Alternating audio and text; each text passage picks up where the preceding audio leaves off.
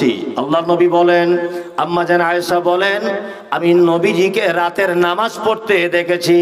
আল্লাহর নবী যখন সিজদায় চলে যেতেন, আমার আশঙ্কা হতো যে আল্লাহর নবী তিনি মনে হয় সিজদা থেকে উঠতে ভুলে গেছেন। আল্লাহ রাসূল যখন রুকুতে যেতেন, আমি মনে মনে ভাবতাম যে আল্লাহর নবী মনে হয় রুকু থেকে উঠতে ভুলে গেছেন। বিশ্ব নবী যখন কিয়াম করতেন, একটা সূরা তেলাওয়াত করার পরে আরেকটা সূরা যখন তেলাওয়াত করতেন, আমি মনে মনে ভাবতাম মনে হয় এইবারে নবীজি রুকু যাবেন। ওই তেলাওয়াত করার পরে আরো একটা তেলাওয়াত তিনি করতেন, আমি ভাবতাম হয়তো এইবারে রুকুতে যাবে। নবীজিকে দেখেছি যতক্ষণ তিনি কিয়াম করেছেন ততক্ষণ রুকু করেছেন, যতক্ষণ তিনি রুকু করেছেন ততক্ষণ তিনি সিজদা করেছেন।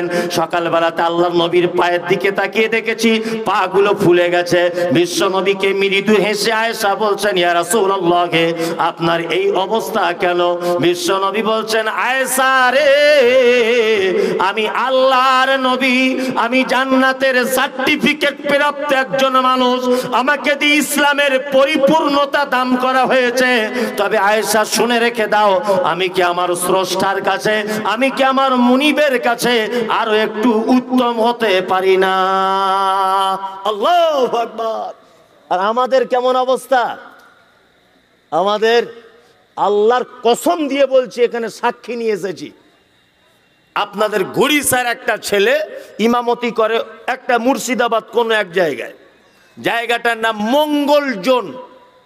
তবে একদিন আসরের নামাজ পড়াচ্ছি, আমি ইমামতি করছি আর আমার সঙ্গে মনির আছে, তাই ইমামতি করছি, দাঁড়িয়েছি আসরের নামাজে, আল্লাহু আকবার।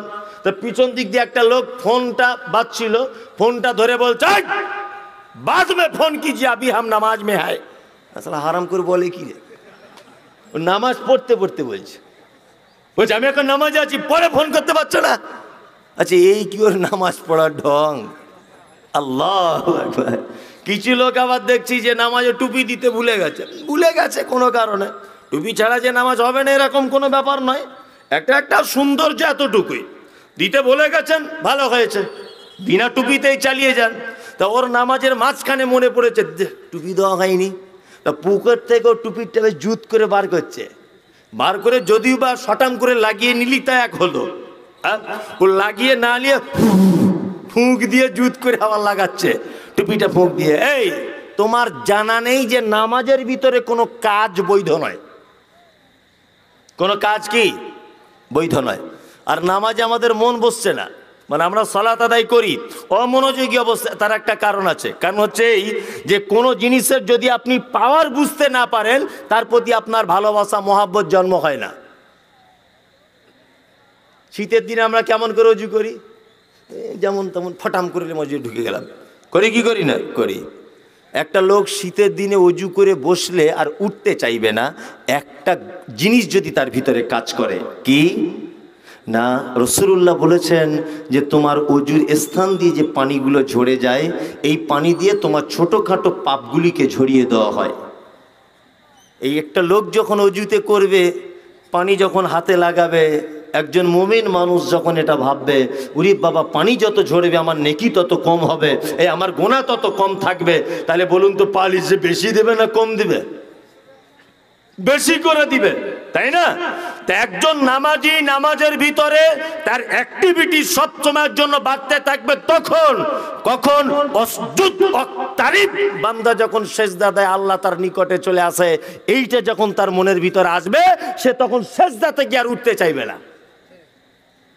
আর যতক্ষণ তার মনের ভিতরে এইটা না আসবে যে সেজদাতে আমি আছি, এমনিতে আছি, এটা কোনো ব্যাপারই নয়, ও ফটাম করে সেজদা থেকে উঠে পড়বে।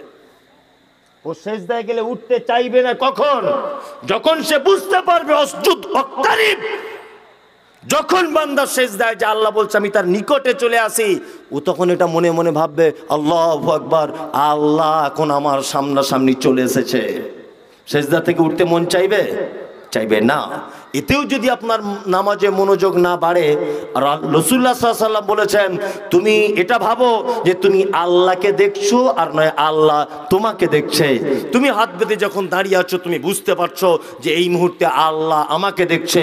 এটা যদি বুঝতে তোমার অসুবিধা হয়, তুমি এটা ভাবো যে আমি এখন আমার স্রষ্টার সামনে দাঁড়িয়েছি। এই তিনটে জিনিস আপনার ভিতরে না কাজ করলে নামাজের ভিতরে মনোযোগী বাড়বে না।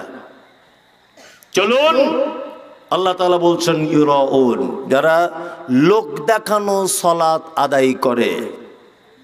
লোক দেখানো কি করে?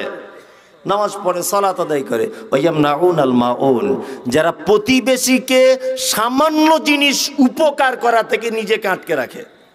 সামান্য জিনিস।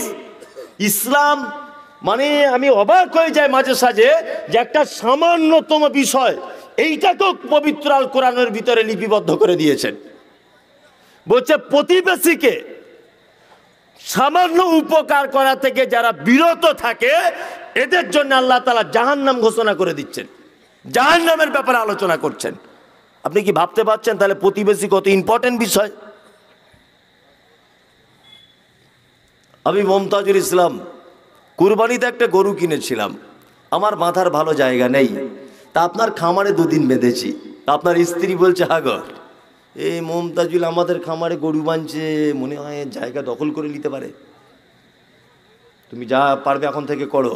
ও সকালবেলাতে কুঞ্চি আর কাঁটা দিয়ে দেখছি জায়গাটা ঘিরছে। হ্যাঁ গো, ঘিরছে কেন? বলছে না অসুবিধা আছে একটু। কিছুই অসুবিধা নাই, আমি যে দুদিন গরু বেঁধেছি এই কারণে। হ্যাঁ, মসজিদের বাথরুম ঘর হচ্ছে, পাঁচিল হচ্ছে, কিছু হচ্ছে, 1 বিঘা জায়গা যদি একটু ছেড়ে দেয় লোকটা, 1 বিঘা বা 1 হাত জায়গা যদি একটু এদিক ওদিক করে দেয়, তাহলে মসজিদের বাথরুমটা একটু বড় করে হয়। ওকে বলতে যাচ্ছে যখন, চাচা জায়গাটা একটু ছেড়ে দাও না, বলছে না, বলছে বিক্রি করে দাও, বলছে না। আর 3 লাখের জায়গা 6 লাখ দেবো, বলছে তাও দেবো না। মানে এমন গরম মারছে মনে হচ্ছে ওর আর ওর বাপের কবর হবে ওইখানে, এমন গরম মারছে। অথচ হযরত মুহাম্মদ সাল্লাল্লাহু আলাইহি ওয়াসাল্লাম নয়, স্বয়ং আল্লাহ বলছেন যারা প্রতিবেশীকে সামান্য উপকার করা থেকে বিরত রাখে। আমাদের নবী মুহাম্মদ সাল্লাল্লাহু আলাইহি ওয়াসাল্লাম তিনি বলেছেন কোন প্রতিবেশী যেন আরেক প্রতিবেশীর দেওয়ালে কাঠ, কুঞ্চি কোনো কিছু টেক লাগিয়ে রাখতে যেন নিষেধ না করে। আমরা কি করছি? কি করে মানে ওকে ফাঁদে ফেলা যায় আর কি করে ওকে বিপদে ফেলা যায়, এই ধান্দায় ঘুরছি কি করছি না ঘুরছি। অথচ রাসূলুল্লাহর একটা হাদিস শুনে নেন।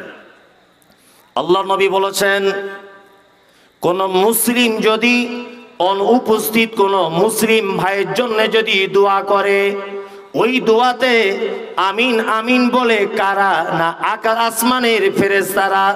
আর যখন অনুপস্থিত ভাইয়ের জন্য ওর ভাই যখন দোয়া করে, ফেরেশতারা আমিন বলে, আর ফেরেশতারা তারপরে এইটা বলে নিজেরা দোয়া করে যে আল্লাহ গো, ওই লোকটা তার ভাইয়ের জন্য যে দোয়াটা করেছে এর থেকে উত্তম কিছু ওই লোকটাকে আগে দাও।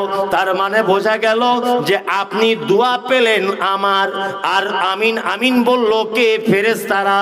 আর তারপরে আল্লাহর নবী বলছেন স্বয়ং ফেরেশতারা দোয়া করে তার জন্য যে তার ভাইয়ের জন্য দোয়া করে।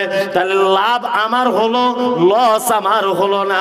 বিশ্ব নবী বলেছেন কখনোই নয়, কখনোই নয়, কখনোই নয় তুমি তোমার প্রতিবেশীর দেওয়ালে বা তার কোনো জায়গাতে কাঠ বা কুঞ্চি এইভাবে টেক লাগিয়ে রাখতে নিষেধ করে দিও না। যদি রাখতে নিষেধ করে দাও তোমার ঈমানের কমজোরিতা আছে। আল্লাহর নবী তিনি বলেছেন ওয়াল্লাহি লা ইউমিনু, ওয়াল্লাহি লা ইউমিনু, ওয়াল্লাহি লা ইউমিনু। বিশ্ব নবী বলছেন আল্লাহর কসম ওই লোকের ঈমান নাই, আল্লাহর কসম ওই লোকের ঈমান নাই, আল্লাহর কসম ওই লোকটার ঈমান নাই। কে সে লোকটা? নবীজি বলেছেন ফালিউজি জারাহু, যে তার প্রতিবেশীর সঙ্গে অসৎ ব্যবহার করে দেয় তার ঈমানই নাই, তার ঈমানই নাই যে তার প্রতিবেশীর সঙ্গে অসৎ ব্যবহার করে। আচ্ছা বলুন তো কঠিন ব্যাপার না সহজ ব্যাপার? খুব কঠিন ব্যাপার। আপনার গ্রামে খুঁজে দেখুন 80% ফ্যামিলিতে কথাবার্তা নেই, ঝগড়া ঝামেলা আছে না নেই? আছে। অথচ লোকটা নামাজও পড়ছে, তসবিহও গুনছে, সবই করছে, ওকে দেখতে ভালো লাগে। অথচ প্রতিবেশীর ব্যাপারে আল্লাহ নবী সাল্লাল্লাহু আলাইহি ওয়াসাল্লাম বলেছেন যে জিবরিল আমাকে এত বেশি বলতেন যে আমার আশঙ্কা হতো যে আমার সম্পদের ওয়ারিস হয়ে যাবে কিনা তারা, এত বেশি বেশি করে ওসিয়াত করতেন। এই দেখুন, প্রতিবেশীর সঙ্গে যদি আপনি ভালো ব্যবহার করেন, এতিম দুস্থ অনাথ ফকিরদের সঙ্গে যদি ভালো ব্যবহার করেন, আপনাকে একটা 1 কুইন্টাল ওজনের কথা বলছি, আপনি নিতেও পারেন, আপনার কাছে 10 পয়সার দাম নাও থাকতে পারে। আল্লাহ নবী সাল্লাল্লাহু আলাইহি ওয়াসাল্লাম ওই যে নবুয়ত প্রাপ্তির আগে হীরা গুহাতে তিনি কি করতেন? আল্লাহর ধ্যানে মগ্ন থাকতেন। একদা জিবরিল আমিন চলে এলেন, বিস্তারিত ঘটনা, এসে বলছেন মুহাম্মদ ইকরা। আল্লাহ রাসূল বলছেন আমি তো পড়তে জানি না। তারপরে সিনাতে চাপ দেওয়া হলো, আল্লাহ রাসূল পড়তে পারলেন, বিস্তারিত ঘটনা। আল্লাহ রাসূল কাঁপতে কাঁপতে কাঁপতে কাঁপতে খাদিজার কাছে এসে বলছেন আমাকে একটা চাদর পরিয়ে দাও, ঠান্ডা লাগছে, আমার আশঙ্কা করছে, আমি আশঙ্কা করছি নিজের উপরে যে আমি মারা যাব কিনা। আমি একটা অদ্ভুত মানুষকে দেখলাম, আমার কাছে এলো, ঘটনা এই এই এই এই। আল্লাহ নবী সাল্লাল্লাহু আলাইহি ওয়াসাল্লাম থরথর থরথর করে কাঁপছেন। খাদিজাতুল কুবরা রাদিয়াল্লাহু তাআলা আনহা চাদর জড়িয়ে দিলেন, আর খাদিজা বলছেন আল্লাহর নবী আপনি চিন্তা করবেন না, একদমই নয়, আপনাকে কখনো কেউ আপনাকে বিপদে ফেলতে পারে না, আপনার কখনো কোনো বিপদ হতে পারে না। আপনি অসহায়দের পাশে থাকেন, আপনি দুস্থ মানুষদের দেখাশোনা করেন, আপনি বিধবাদের পাশে থাকেন, এতিম অসহায়দের পাশে থাকেন, আপনি কখনোই বিপদগ্রস্ত হতে পারেন না, কেউ আপনার কোনো ক্ষতি করতে পারে না। আম্মাজান খাদিজাতুল কুবরা রাদিয়াল্লাহু তাআলা আনহা নবীজিকে তিনি এই উপদেশ দিচ্ছেন, আস্তে আস্তে করে বোঝাচ্ছেন, স্বামীকে বিপদের সামনে পড়েছেন, আল্লাহ নবীকে বোঝাচ্ছেন বারবার। এই কথা বলতে গিয়ে খাদিজা বলছেন আপনি অসহায় মানুষদের পাশে দাঁড়ান, এতিমদের দুঃখ কষ্ট বোঝেন, বিধবাদের পাশে দাঁড়ান, প্রতিবেশীর সঙ্গে সদ্ব্যবহার করেন, আপনি আত্মীয়দের সঙ্গে সম্পর্ক অটুট রাখেন। তার মানে বোঝা গেল এই কাজগুলো করলে কখনো বড় ধরনের বিপদ হয় না, কখনই বড় ধরনের বিপদ হয় না। আল্লাহু আকবার। আল্লাহ তুমি আমাদের এই আমলগুলিকে করার তৌফিক দান করো, আমিন। চলুন আর একটা সূরা বলেছিলাম, ওইটার বাংলা বলে দিই। আল্লাহ তাআলা বলছেন ওয়াইলুল লিকুল্লি হুমাযাতিল লুমাযা, দুর্ভোগ তাদের জন্য যারা মানুষের সামনে এবং পিছনে বদনাম করে। সামনে পিছনে বদনাম হয় না? মুনাফিক চিনেন? মুনাফিক এরা কেমন কোয়ালিটির? মুখে মিষ্টি মিষ্টি কথা, অন্তরে বীজ ভরা। হ্যাঁ, ইমাম সাহেবকে ফজরের নামাজ পড়ে বলছে আসসালামু আলাইকুম। সত্যি সাঁকর কাছে যত ইমাম সাহেব এসছে আপনার মতো লোক হয় না। এর আগে আরো 4-5টা ছিল, আপনার মতো লোক নয়, আপনি মারাত্মক পরেশগার লোক। তো এইমাত্র সকালবেলা ফজরের নামাজ পড়ে বলে গেল, আর ওই ঘুরিসা বাস স্ট্যান্ডে চা খেতে খেতে বলছে সব লোক খুব বদমাশ লোক, খুব বদমাশ। দেখ 4 দিন বলে বাড়ি গেল, আজকে 6 দিন হয়ে গেল এলো না। অথচ এই লোকটা কি ওই লোকটাই বললো সকালবেলা খুব ভালো লোক, আপনার মতো ইমানদার লোক নাই, অথচ চা খেতে গিয়ে বলছে কি? হ্যাঁ, কি বলছে? এর মতো বদমাশ লোক না, এর পিছনে লোক লাগিয়ে তা রেখে গা ছাড়া কর। বলছে কি? বলছে না? বলছে এই যে সামনের পিছনে যারা কথা বলে বলে বেড়ায়, এরকম লোক অবশ্য আমাদের সাঁকর গাছাতে নেই, আমাদের ওদিকে খুব আছে। আপনাদেরও আছে? আপনাদের আছে বললে মার খেয়ে মরবো, ওটা আপনাদের মুখ থেকে স্বীকার করাতে চাইছি, আমি বলবো না। আল্লাহু আকবার। সব জায়গাতে ও 24 ঘন্টা চায়ের দোকানে বসে আছে, ওর কোনো কাজ নেই, এর বদনাম ওর বদনাম, ওর বউ কোথায় যায়, ওর বেটি কোথায় যায়, ও কি করে 2তলা বাড়ি করলো, ও কি করে 4তলা করলো, ও আন্দাজে বসে তখন বলছে এমনি 2তলা হয়েছে, ওই কলকাতায় কাজে গিয়েছিল, মাল ঝেড়ে নিয়ে চলে এসছে। ও ঝেড়ে গিয়েছিল, তোমার বাপ দেখতে গিয়েছিল? হ্যাঁ, তুই বলতে গেলে কেন? অথচ কোরআন বলছে ইয়া আইয়ুহাল্লাযীনা আমানু, এই তোমরা যারা ঈমানের স্বীকৃতি প্রদানকারী, ইজতানিবু কাসীরাম মিনাজ-জান্নি ইন্না বা'যাজ-জান্নি ইসমুন, শোনো অধিক ধারণা করো না, অধিক ধারণাটা মহাপাপ। অধিক ধারণা করে কোনো কথা বলতে চাও না, ধারণা করতে চাও না, অধিক ধারণা করাটাই কি বড় পাপ। চায়ের দোকানে এখানে ওখানে বসে আমরা পাপ করছি না? করছি কি করছি না? গীবত মারাত্মক বড় পাপ। আল গীবাতু আশাদ্দু মিনাজ জিনা, যে হাদিস আছে, যদি হাদিসটা তাহকিক করেছেন আল্লামা নাসিরউদ্দিন আলবানী, আমার কাছে বই পড়ে দেখছিলাম, শায়েখরা ভালো জানেন যে হাদিসটা ঠিক নয়, যে জেনার থেকেও ব্যভিচারের থেকেও গীবত ভয়ঙ্কর, এই হাদিসটা ঠিক নয়। তবে বাস্তবতা কিন্তু মারাত্মক কঠিন, বাস্তবতাই কিন্তু ঠিক। আল্লাহ রাসূলের হাদিস হিসাবে এটা ঠিক নয়, তবে বাস্তব কথাটা কিন্তু ঠিক। যে না, এটা একটা পাপ। পাপ কি পাপ নয়? পাপ। আমি জেনা করেই ফেললাম রাতের অন্ধকারে, সকালবেলাতে আল্লাহর ভয় হয়ে গেল ফজরের সময়তে, আল্লাহ আমি যে পাপ করেছি পাপ তুমি ক্ষমা করে দাও। আমি যার সঙ্গে ব্যভিচার করেছি সে আর আমি ছাড়া পৃথিবীর কেউ জানে না। একদিন, 2 দিন, 4 দিন, 5 দিন মাপ যদি চাইতে থাকি, দোয়া কবুল হবে কি হবে না? হবেই, ইনশাল্লাহ হয়ে যাবে, অসুবিধা নাই। আমি যার সঙ্গে পাপ করেছি সেও দোয়া চাইছে, সেও ক্ষমা চাইছে, আল্লাহ ক্ষমা করে দাও, অবশ্যই তার পাপ ক্ষমা হয়ে যাবে। তাহলে আমি ব্যভিচার করলাম, যার সঙ্গে করেছি পাপটা তার আর আমার ভিতরে সীমাবদ্ধ ছিল। দুপুর বেলাতে ব্যভিচার করেছি, রাতের বেলাতে আল্লাহর কথা স্মরণ হয়ে গেল। নামাজ পড়ার পরে আল্লাহকে ডেকে বলছে, আল্লাহ গো তুমি আমার পাপগুলিকে ক্ষমা করে দাও। 1 দিন, 2 দিন, 3 দিন, 4 দিন, 5 দিন ধরে যদি ক্ষমা চাই, আল্লাহ গফুর রহিম, তিনি দয়া করে মেহেরবানি করে আমার আর তার পাপকে ক্ষমা করে দিতে পারে কি পারে না? পারে। কিন্তু গীবত কত কঠিন। ওই যে চায়ের দোকানে বসে মসজিদের ইমাম সাহেবের ব্যাপারে বলছেন, আমাদের মসজিদের ইমাম সাহেব একটা ঘড়ি ছিল, চুরি করে নিয়েছে, জানো? তুই না শুনিনি তো, সত্যি ঘটনা, চুরি করে নিয়েছ। ভালো বলেছেন। কোথায়? চায়ের দোকানে। ওখানে কত লোক ছিল? মিনিমাম 20 জন লোক বসেছিল। এখন আমি এই গীবতের ব্যাপারে মারাত্মক যখন কথা বলছি, হাদিস টাদিস বলছি, মাওলানা নুরুল ইসলাম সাহেব যখন জুম্মার খুতবায় গীবতের বিরুদ্ধে সোচ্চার হয়ে বলিষ্ঠ ভাষায় যখন বক্তব্য রাখছে, এর তখন মনে ভয় ঢুকছে, ওরে বাবা, সেই ইমাম সাহেবের বদনাম করেছিলাম ঘড়ির ব্যাপারে, ঘটনা তো মিথ্যা, তাহলে ওর কাছে গিয়ে ক্ষমা চেয়েলি।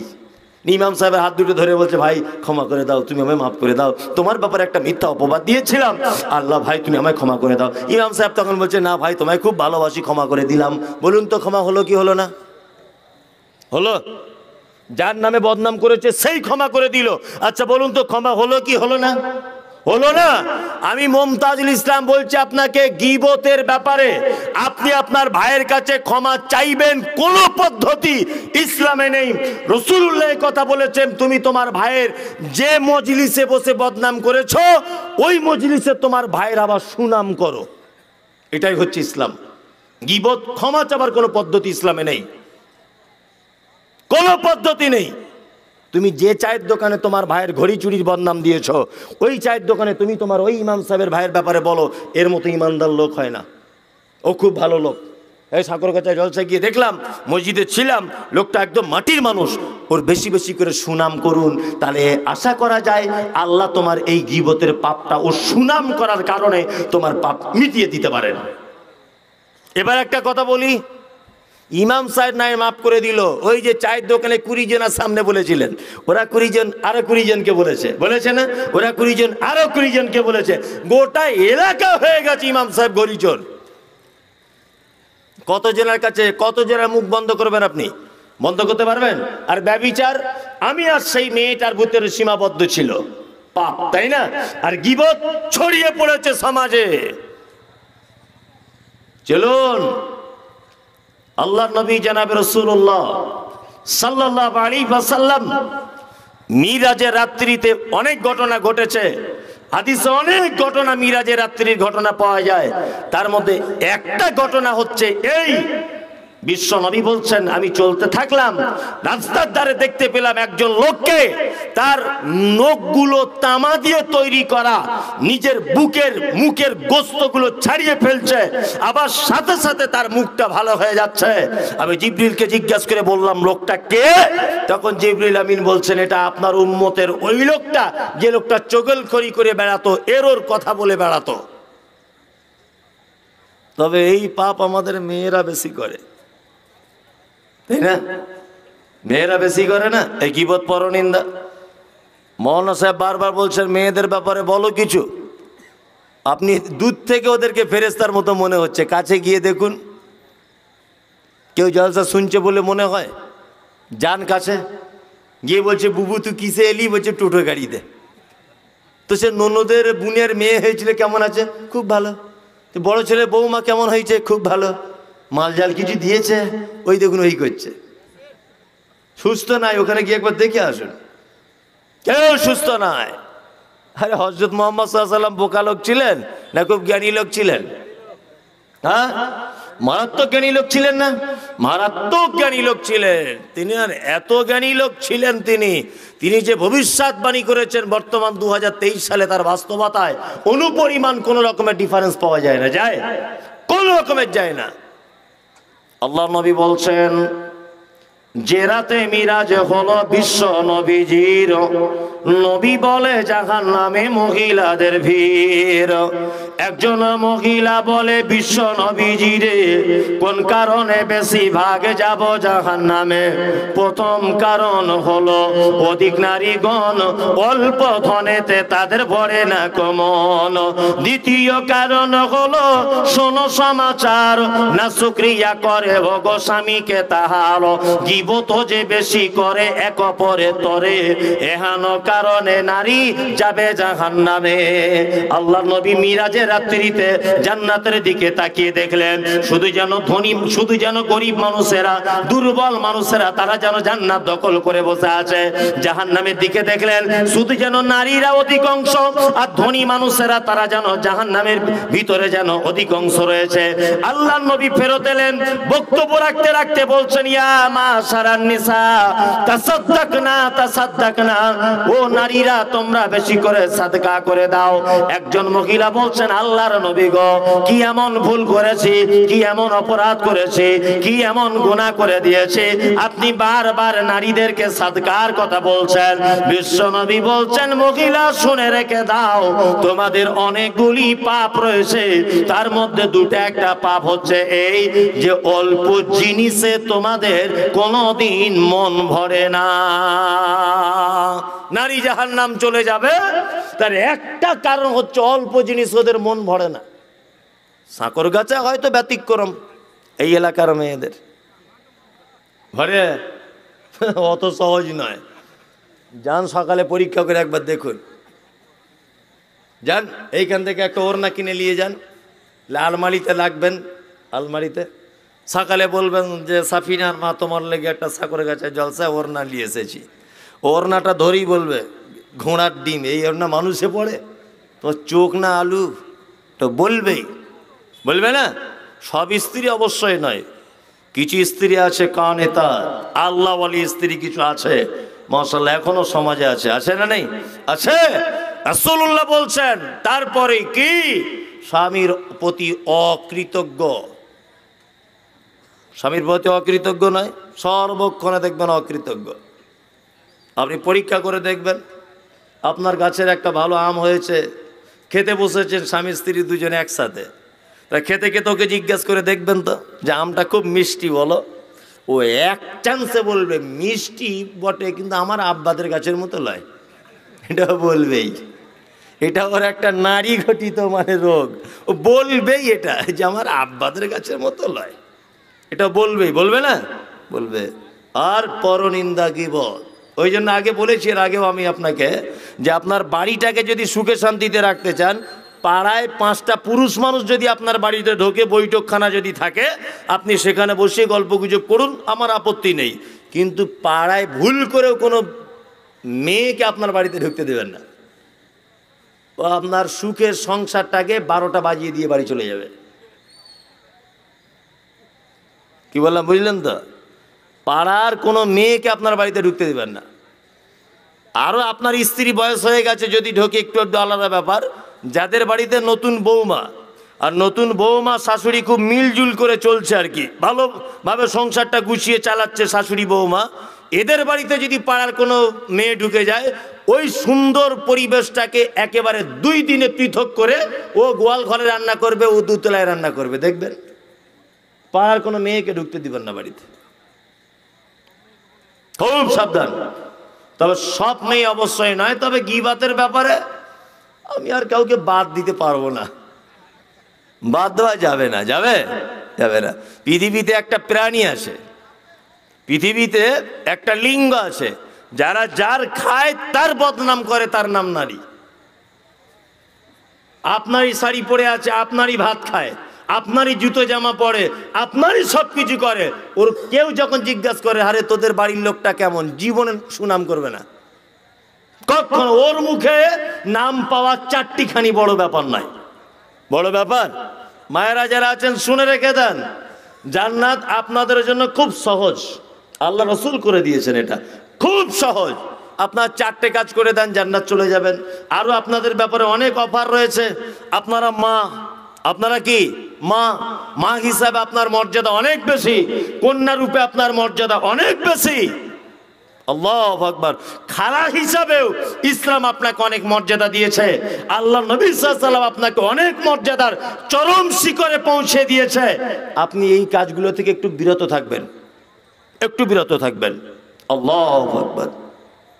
আল্লাযী জামা মালা ওয়া আদ্দাদা, আল্লাহ তাআলা বলছেন যারা মাল জমা করে গুনে গুনে রাখে, আজকে স্টেট ব্যাংকে 5 লাখ, ওই ব্যাংকে 6 লাখ, এইখানে এত কাঠা জমি, ওখানে অতটা জমি, এখানে এত সম্পদ, ওখানে এত সম্পদ, গুনে গুনে গুনে গুনে যারা রাখে, ইয়াহসাবু আন্না মালাহু আখলাদা, মনে মনে ভাবে মাল আমার চিরস্থায়ী থাকবে, মালই আমাকে বাঁচাবে, মালই আমার সুখ শান্তি দিতে পারে।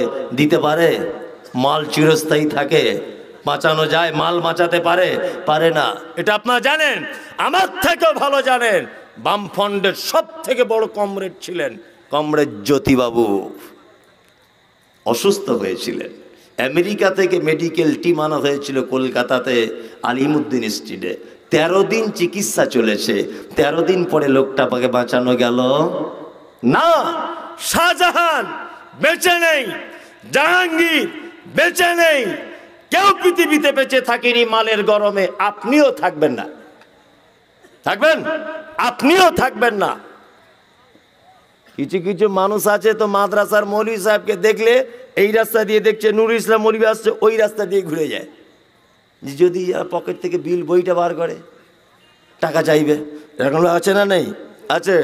ওই জন্য একজন মুহাদ্দিস বলছেন একটা বইয়ের ভিতরে যে পৃথিবীতে কিছু মানুষ আছে তারা গরিবী হালাতে থাকবে, কিন্তু কিয়ামতের মাঠে তাদেরকে আমিরের কাতারে দাঁড় করিয়ে হিসেব দেওয়া লাগবে।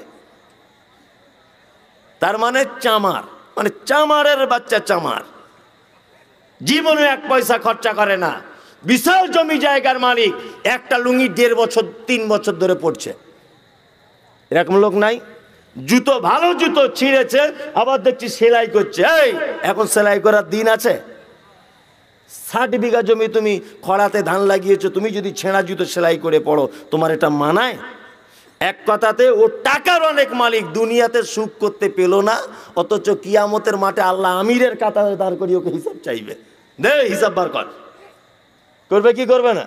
তাহলে ও দুনিয়াতেও কিছু পেল না আরাম, আখেরাতে বড় বিপদে পড়ে যাবে। মাল বাঁচাতে পারে না, পারে? পারে না। সম্পদের বড়াই করিয়েন না, একদমই নয়। কখনো মনে যদি মানে কিঞ্চিত পরিমাণ অহংকার বলে যদি কিছু থাকে, তাহলে ফজরের নামাজের পরে ওই কবরস্থানের দিয়ে বেরিয়ে আসবেন, দেখবেন আপনার দাদু শুয়েছিল, তার কবরটাও পর্যন্ত আজ খুঁজে পাওয়া যায় না। আপনার দাদি শুয়েছিল, তার কবরটাও পর্যন্ত আজকার খুঁজে পাওয়া যায় না। আপনার আব্বা শুয়েছে, তার কবরটা পর্যন্ত আজ একেবারেই খুঁজে পাওয়া যায় না। আপনিও সিরিয়ালে আছেন, ডাক এলেই চলে যেতে হবে। কিছুই নাই, মাল বাঁচাতে পারবে না। কাল্লা লায়ুমবাদান্না ফিল হুতামা, অচিরেই তোমার মাল তোমাকে হুতামা নামক জাহান্নামে নিক্ষেপ করা হবে। ওমা আদরাকা মাল হুতামা, নবী আপনি জানেন হুতামা নামক জাহান্নাম কি? নারুল্লাহিল মুকাদা। আল্লাহ বলছে এটা আমার নিজস্ব প্রজ্বলিত আগুন।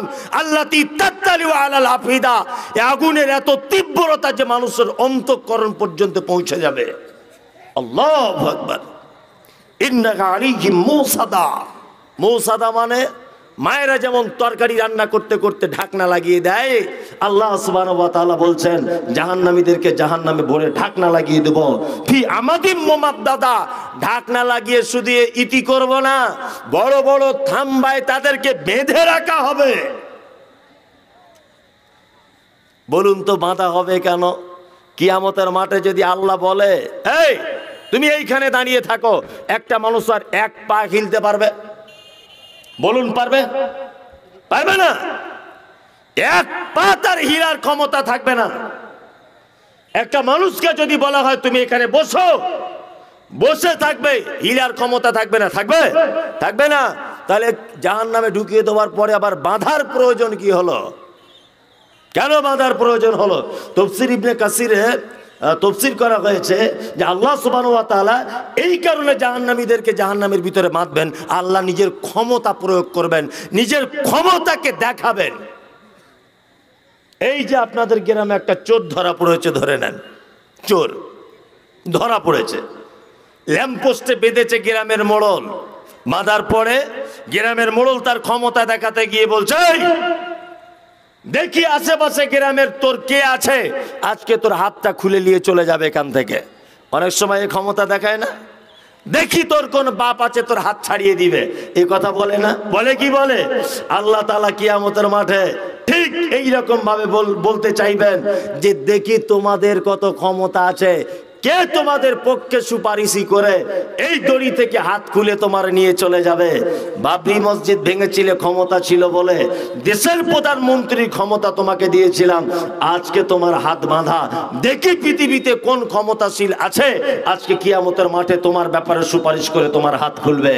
আহকামুল হাকিমিন, বিচারকের বিচারক আজকে আমি, সমস্ত একচ্ছত্র মালিকানার দায়িত্ব আজকে আমি আছি, কেউ আমার হাত থেকে তোমাকে বাঁচাতে পারবে না। আল্লাহু আকবার। আমি দুটি সূরা দিয়ে আপনাকে কয়েকটি বিষয় অবগতিতে আনলাম যে এই কাজের মধ্যে যদি আপনি লিপ্ত থাকেন তাহলে অবশ্যই আপনি জাহান্নামের রাস্তায় হাঁটছেন। ভাই, আপনি আমার দিনী বন্ধু, আপনি আল্লাহর রাস্তায় ফেরত চলে আসুন। এইবার আপনাকে বলছি, যদি আপনি শুধুমাত্র আল্লাহ যদি হয়ে যান, শুধু আল্লাহ যদি আপনি হয়ে যান, আল্লাহর তরফ থেকে আপনার উপরে সহযোগিতা আসবে। আসবে কি আসবে না? আসে কি আসে না? আসে। তার অনেক দৃষ্টান্ত হাদিসও আছে, আছে না? 3 হিজরিতে একটা ঘটনা আপনাকে বলি। 3 হিজরিতে উহুদের যুদ্ধ সংগঠিত হয়েছিল, এটা আপনারা জানেন। 3 হিজরি তা মুসলিমরা পরাজয় হয়েছিল এই যুদ্ধতে, এটা আপনারা জানেন, একটা ভুল সিদ্ধান্তের কারণে। যাই হোক, বিস্তারিত ঘটনা। আল্লাহ নবী সাল্লাল্লাহু আলাইহি ওয়াসাল্লাম যুদ্ধ শেষে মুসলিমরা যখন হেরে গেছে, তখন মুসলিম সৈন্যদের ভিতরে 70 জন আল্লাহ রাসূলের সাহাবীরা শহীদ হয়েছেন। কতজন? 70 জন সাহাবী শহীদ হয়েছেন। আল্লাহ রাসূল লাশগুলোকে এক জায়গায় করলেন, লাশগুলোকে এক জায়গায় করে গুনে গুনে দেখছেন 68 জন লাশ হচ্ছে, 2 জনের লাশ খুঁজে পাওয়া যাচ্ছে না। শুধু যদি আপনি আল্লাহর একটু হয়ে যান তাহলে কত সাবসিডি আপনি পাবেন দেখুন, দুনিয়াতে শুধু, আখেরাতে তো যা হবে হবে। 2টো লাশ পাওয়া যাচ্ছে না, একজন হচ্ছে আল্লাহ রসুলের চাচা, নাম হামজা রাদিয়াল্লাহু তাআলা আনহু, আর একজনকে না, আর একজন হানজালা, এতে 2 জনের লাশ খুঁজে পাওয়া যাচ্ছে না। তা আল্লাহ রসুল সাল্লাল্লাহু আলাইহি ওয়াসাল্লাম সাহাবীদেরকে বললেন, যাও লাশটা খুঁজে আনো, দেখো কোথায় আছে। সাহাবীরা লাশ খুঁজতে গেলেন, ইতিমধ্যে একজন মহিলা যুদ্ধের ময়দানে এসে উপস্থিত। আল্লাহ নবীকে বলছেন, আল্লাহ নবী, আপনি আমাকে চিনতে পারছেন? আল্লাহ রসুল বলছেন, না, চিনতে পারছি না। তখন আল্লাহ রসুলকে বলা হচ্ছে, মহিলাটি বলছেন, আল্লাহ রসুল, আপনি গতকাল বিকালে কারোর বিবাহ পড়িয়েছিলেন? আল্লাহ রসুল বলছেন, হ্যাঁ, আমি তো হানজালার বিবাহ পড়িয়েছিলাম, আর হানজালার বিবাহতে আমি এত খুশি হয়েছি, আমি নিজে হাতে খাজুর খোরমা ছিটিয়েছি। তখন মহিলাটি কাঁদো কাঁদো কণ্ঠে বলছেন, আল্লাহ রসুল, আমি সেই হানজালার স্ত্রী, এই দেখুন আমার হাতের মেহেন্দিটা এখনো তাজা, শুকিয়ে যায়নি। আল্লাহ রসুল, আপনার কাছে আমি একটা ছোট্ট কথা বলতে এসেছি, সেটা হচ্ছে এই যে আমার স্বামী আমার কাছে ছিল রাত্রিতে, গভীর রাতে আপনি যুদ্ধের ডাক দিয়েছেন, আমার স্বামী চলে গেছে, যাবার আগে আমাকে একটা কথা বলে গেল, যদি বেঁচে ফিরি তাহলে তুমি আমার দুনিয়ার স্ত্রী, যদি মারা যাই তাহলে তুমি আমার, শহীদ যদি হয়ে যাই তুমি আমার জান্নাতের স্ত্রী। আল্লাহ রসুল, আপনি তো বলেছেন বারবার যে যারা জেহাদের ময়দানে শহীদ হয়ে যায় তাদের গোসল করাতে হয় না, রক্ত মাখা জামা কাপড় অবস্থাতে তাদেরকে দাফন করা হয়। আল্লাহ নবী বলতে বড় লজ্জা লাগছে, তবু আপনাকে বলছি, আমার স্বামী হানজালার উপরে গোসল ফরজ রয়েছে। এক জায়গাতে ছিলাম, গোসল ফরজ। আল্লাহ রসুল, আপনি ওকে গোসল করিয়ে দেবেন। এই কথা চলছে, হঠাৎ করে দুজন সাহাবী কাঁধে করে নিয়ে আসছেন হানজালার লাশ। আল্লাহ রসুল দূর থেকে দেখতে পেলেন মাথার দিক দিয়ে যেন পানি ঝরে ঝরে পড়ছে। সেই সময় জিবরিল এসে নবীকে বলছেন, নবী, হানজালার শহীদে আল্লাহ এত খুশি হয়েছে, আল্লাহ স্পেশাল ফোর্স ফেরেশতাদেরকে দিয়ে তৃতীয় আসমানে তুলে ওখানে গোসল করিয়ে কাফন পরিয়ে ওই দেখুন আপনার সাহাবীদের মাধ্যমে পাঠানো হচ্ছে। আল্লাহু আকবার। শুধু আপনি একটু আল্লাহর হয়ে যান, শুধু একটু আল্লাহর হয়ে যান। কেন আপনি এখনো পর্যন্ত আল্লাহর থেকে দূরে আছেন কেন? আপনাকে তো জাহান্নামের কথা বললে আপনার চোখ দিয়ে পানি না আসলেও আপনার মন তো ভয়ে থরথর করে কাঁপার কথা। কেন কাঁপছে না? ভেবে নিতে হবে আপনার ঈমানের তীব্রতা, গতি কমে গেছে। আপনার ঈমান আপনার আছে, তবে চিকিৎসার প্রয়োজন, চিকিৎসার প্রয়োজন। আল্লাহ আমাদের সকলকে জাহান্নাম থেকে বাঁচাক, বলুন আমিন আমিন আমিন। আল্লাহু আকবার। জাহান্নাম থেকে বাঁচার অনেক অনেক অনেক আমল রয়েছে, রয়েছে না? রয়েছে। আবার জান্নাতে যাবার ব্যাপারেও আল্লাহ সুবহানাহু ওয়া তাআলা একাধিক জায়গাতে বর্ণনা করেছেন। আল্লাহু আকবার। আল্লাহ তুমি আমাদের সকলকে জান্নাত জাহান্নাম এই উভয়ের ভিতরে যেটা আমাদের জন্য কল্যাণ মনে করেছ, আল্লাহ তুমি এটা আমাদের জন্য কবুল করে নাও, আমিন। রাত্রি এখন 12:30 বাজে, আর আমার মাদ্রাসা না, আমি শব্দ বলা যাবে না, আমি শব্দ বলাটা ঠিক নয়, কারণ আমি মানে একটু অহংকারিতা ভাব দেখায়। আমাদের মিস্টেক হয়েছে। আমাদের মাদ্রাসায় আগামীকাল মানে 12:30 বাজে এখন, মানে আজকেই ধরে নেন, বৃহস্পতিবার 16 তারিখ জলসা। বাংলাদেশ থেকে 3 জন বক্তা আসছেন। সভাপতি থাকবেন আপনাদের গ্রামের কৃতি সন্তান মাওলানা নুরুল ইসলাম ফাইজি সাহেব, আব্দুল হামিদ মাদানী সাহেব তিনিও থাকবেন, সোহেল সালাফি সাহেব তিনিও থাকবেন। আলহামদুলিল্লাহ জোরদার কাজ চলছে, খুব জোরদার। আমি ওই জন্য সাগরগাছাকে এই ডেটটা একটু চেঞ্জ করার ব্যাপারে একটু বলেছিলাম, যাই হোক তা হয়নি। আলহামদুলিল্লাহ ওমা তাশাউনা ইল্লা ইনশাআল্লাহ। মানুষের চাওয়া নয়, আল্লাহ যেটা চায় সেটা হয়। খুব ব্যস্ততার ভিতরে, জানেন কলমডাঙ্গা জঙ্গলের ভিতরে একটা গ্রাম, 30-35টা ঘরের বসবাস, একদম জঙ্গলমহল এলাকায়। তাতে করে গ্রামের লোক সংখ্যা খুব কম, যা করতে হচ্ছে আমাকে নিজেই করতে হচ্ছে। ওই জন্য খুব বিনীত অনুরোধ আপনাদের কাছে, রাগ করিয়েন না, আফসোস করিয়েন না। কালকে আপনারা অবশ্যই ওখানে আসুন ইনশাল্লাহ, অন্তত একবার দেখে আসবেন যে আমরা কোথায় থাকছি। ইনশাল্লাহ চেষ্টা করবেন। অনেক মানুষ আবার বলবে যে আমাদেরকে দাওয়াত করেনি। আরে দাওয়াত কাউকেই করিনি, সবাইকে ফোন করে করে বলেছি, আর এই বন্ধু বান্ধবকে বলে দিয়েছি। দাওয়াত খাস করে তেমন কাউকে করিনি, টাইম পাইনি করার আমি ঠিকঠাক, ওই জন্য করতে পারিনি। সকলকে দাওয়াত দিচ্ছি। আর খুবই ব্যস্ততা, ওদিকে 10 জন রাঁধুনি এখন আলু টালু ছিলছে, কেউ নেই, সব মেয়েদের মাদ্রাসা, বুঝতে পারছেন আমি ব্যস্ততার ভিতরে এসেছি। রাত্রি এখন 12:30 বাজে। আল্লাহ আপনাকে আমাকে সকলকে দিনের জন্য কবুল করে নিক, বলুন আমিন। আসসালামু আলাইকুম। বাংলাদেশের বক্তার জিহ্বা কেটে নিয়েছে, এই প্রসঙ্গে কিছু বলুন। কি বলবো? আমি তো আগেও বলেছি সোশ্যাল মিডিয়াতে যে সারা পৃথিবীতে যত মুসলিম কান্ট্রি আছে, মুসলিম কান্ট্রি হিসেবে যত দেশ আছে, তার মধ্যে বাংলাদেশ একটা ছোট্ট দেশ, আমাদের পার্শ্ববর্তী দেশ, যেখানে 17 কোটি মানুষের বসবাস। এই 17 কোটি মানুষের ভিতরে 17 কোটি মানুষ এক একটা চিজ। কি বললাম বুঝলেন না? আমার চোখে এই মুহূর্তে সারা পৃথিবীর মানচিত্রে সব থেকে ঘৃণিত দেশ আমার কাছে, তার নাম বাংলাদেশ। এটা আমি আমার ব্যক্তিগত ব্যাপার বলি। তবে ওখানে কিছু ভালো লোক আছে, আছে না? অবশ্যই ভালো লোক আছে। ধর্মীয় ব্যাপারে সব থেকে বাড়াবাড়ি, তার নাম বাংলাদেশ। আশ্চর্য ব্যাপার, বাংলাদেশ এত জঘন্য। মোবাইল সোশ্যাল মিডিয়া খুলুন, নিজের স্ত্রী ব্লাউজ পড়ছে, ওটাও সোশ্যাল মিডিয়াতে ক্যামেরা করে ছাড়ছে। এগুলো ছাড়ে না? ইন্ডিয়ার একটা মুসলিম মেয়েকে দেখান তো, আমি জুতোর মালা করে এখান থেকে চলে যাব, দেখাতে পারবেন না। বোরকা পরে মুখ বেঁধে যৌবনের সুরসুরি দিচ্ছে মোবাইলে। বাংলাদেশ ধর্মীয় ব্যাপারে যত ভণ্ডামি, শিয়াদের ব্যাপারে একটা হক কথা বলার কারণে শফিকুল ইসলাম ওনার জিভকে কেটে দেওয়া হয়েছে। খুব লজ্জা লাগে যে দেশের পঞ্চায়েত থেকে মুখ্য প্রধানমন্ত্রী পর্যন্ত রাষ্ট্রপতি পর্যন্ত মুসলিম, সে দেশে কোরআনের কথা বললে জিভ কেটে নেওয়া হয়। ওই তুলনায় আমরা বিজেপির শাসিত দেশে বসবাস করে অনেক ভালো আছি, ওদের থেকে ভালো আছি তুলনামূলক। ধর্মীয় ব্যাপারে এটা আমি বলবো। এইসব কথাগুলো বলে দিয়েছি বলে এবার আমার ভিসা ক্যান্সেল করে দিয়েছে, যেতে দেয়নি। তোর দেশে গেলামই না, আশ্চর্য দেশ। যাই হোক, ওদের ব্যাপারে আমার কিছু বলার নেই, জিজ্ঞাসা করলো বলে বললাম। আর কেন জিজ্ঞাসা করছে এগুলো আপনারা বুঝবেন না, সে আমি বুঝতে পেরে গেছি। যারা বসে আছে মোবাইলগুলো নিয়ে, ওরা কম লোক নয়। যাই হোক, সকলে ভালো থাকুন। মনে ছেড়ে দিচ্ছি, তাহলে ছেড়ে দিচ্ছি, ছেড়ে দিই। গজল আবার কি বলবো, গজল বলে দেবো? মাশাআল্লাহ মাশাআল্লাহ।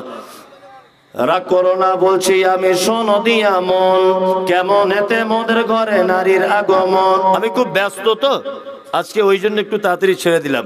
রাগ করো না বলছি আমি, শোনো দিয়া মন, কেমন এতে মোদের ঘরে নারীর আগমন। যদি করো নামাজ রোজা, দেখো পরেশ গাড়ি, বাজারেতে কিনলে শাড়ি, সঙ্গে পাবো নারী। আসল নারী মা হাওয়া এলো দুনিয়াতে, ওই নারী গোতে এত নারী হিসাবকে বা রাখে। বর্তমানে দেখি শুধু নারীর আমদানি, নারীর ফটোয় ব্যবসা চালায় হাজারো দোকানি। মৌলবী ও মাওলানার গাজী গাজী ভাই, বর্তমানে নারীর হাতে বাঁচার উপায় নাই। রেডিও টেলিভিশন আর সিনেমা হলে দলে দলে যাচ্ছে পুরুষ নারী আছে বলে। দেশলাইটা হাতে নিয়ে ঠকতে যাব কাঠি, ঠকার আগে তার উপরে আছে নারীর পাটি। নববর্ষের দিনে দেখো হাজার দোকানদার, নারী মার্কা ফটো দিয়ে দিচ্ছে ক্যালেন্ডার। বাজারেতে চা বিস্কুট আনবে সবাই কিনে, সেটাই দেখো নারীর ফটো বিস্কুটের ওই টিনে। আলকাতরা টিনে দেখো নারীর ফটো আছে, আলকাতরা টিনে দেখো নারীর ফটো আছে। বেশি দামে আলকাতরা বিক্রি হবে বলে, পানের সঙ্গে জ্বর দেখাবে 300 পাতির কোটো, সেটাই দেখো বাধা নাই গো আছে নারীর ফটো। ইফকো কিনুন, পটাশ কিনুন, রাসায়নিক সার, তার বস্তার উপর দেখতে পাবে নারীর পিকচার। সাইকেলের ওই সামনের চাকায় মার্কেটের ওই নিচে, সাইকেলের ওই সামনের চাকায় মার্কেটের ওই নিচে, সেটাই দেখো বাধা নাই গো নারীর ফটো আছে। ইফকো কিনুন, পটাশ কিনুন, রাসায়নিক সার, তার বস্তার উপর দেখতে পাবে নারীর পিকচার। নিজের টাকায় সাবান কিনে ময়লা দূর করে, ময়লা দূর যেমন তেমন নারীর ফেরে পড়ে। তোর বউকে চাই না দেখা যায় না রাস্তাঘাটে, তোর বউকে চাই না দেখা যায় না রাস্তাঘাটে, ওই বউকে দেখবে সবাই ভোটের তালিকাতে। হাজারো ব্যথা বেদনার পরে ফিরে আসনি তুমি আপন ঘরে। দিনের আলো তুমি ছড়িয়ে দিতে, চলে গেলে মদিনায় মক্কা ছেড়ে। হে রাসূল তোমাকে ভুলি আমি কেমন করে, হাজারো ব্যথা বেদনার পরে ফিরে আসনি তুমি আপন ঘরে। দিনের আলো তুমি সরিয়ে দিতে, চলে গেলে মদিনায় মক্কা ছেড়ে। হে রাসূল তোমাকে ভুলি আমি কেমন করে, হে রাসূল তোমাকে ভুলি আমি কেমন করে। হাজির বেটার বিয়ে হলো কাজীর বেটির সাথে, হাজির বেটার বিয়ে হলো কাজীর বেটির সাথে। কাজীর বেটি বলছে আমি যাব সিনেমাতে, হাজির বেটা বলে ও গো বাপচে আমার হাজি, ও গো বিবি তোমার কথায় কেমনে খবর রাজি। কাজীর বেটি দুঃখ মনে কথা নাহি বলে, হাজির বেটা পড়লো ফেরে বোঝাই কোন ছলে। সিনেমা দেখা মেয়ে মানুষ ঘরে রাখা দা চায়, অবশেষে রাজি হতে হলো নিরুপায়। হাজির বেটা বলে শোনো শোনো গো সুন্দরী, আমার স্যুট আমার জামা পড়ো তাড়াতাড়ি। দুই বন্ধুর মতো তারা গেল সিনেমাতে, রাস্তা তাদের জানা আছে সন্দেহ নাই তাতে। বিয়ের আগে কত গেছে হিসাব কে বা রাখে, হলের সামনে দাঁড়িয়ে গেল লাগলো আলোর ছটা। অনেক দিনের পুরাতন বন্ধুর সাথে হলো দেখা। বন্ধু বলে ওরে বন্ধু এটা কে তোর হয়, বন্ধু বলে ওরে বন্ধু এটা কে তোর হয়, বন্ধু বলে ওটা আমার শালার পরিচয়। আদেশ করিল আল্লাহ পবিত্র কোরআনে, বিবাহ করিতে যত আদম সন্তানের। আদেশ করিল আল্লাহ পবিত্র কোরআনে, বিবাহ করিতে যত আদম সন্তানের। কোরআনে আদেশে আল্লাহ যদি না করিত, মানুষের বংশ সব